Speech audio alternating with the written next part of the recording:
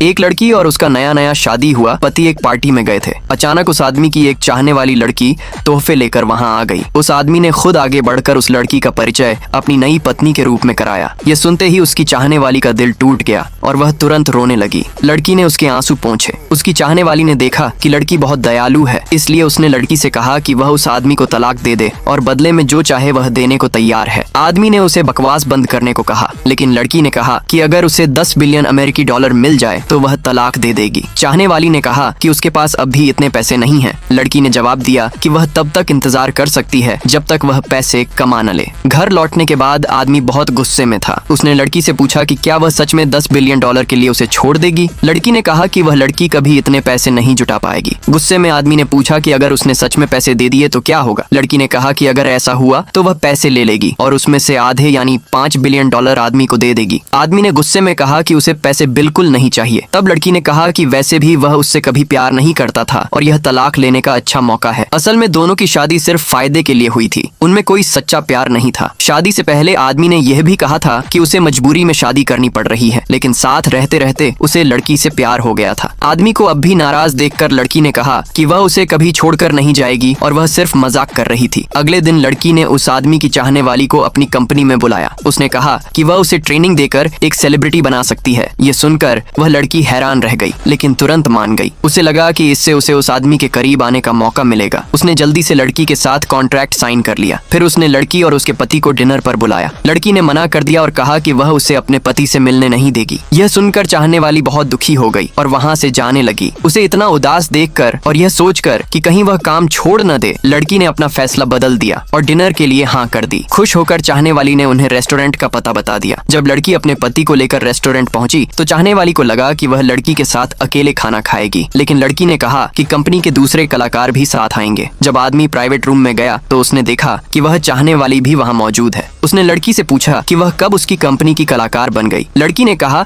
कि उसने आज ही कॉन्ट्रैक्ट साइन किया है और वह सबको डिनर दे रही है। बैठने के बाद चाहने वाली ने कहा कि उसने आदमी की पसंद के बहुत सारे खाने मंगवाए हैं, लेकिन आदमी ने मेन्यू उठाया और कहा कि उसे उसके चुने हुए कोई भी खाने पसंद नहीं है। फिर उसने लड़की से कहा कि वही उसके लिए खाना ऑर्डर करे।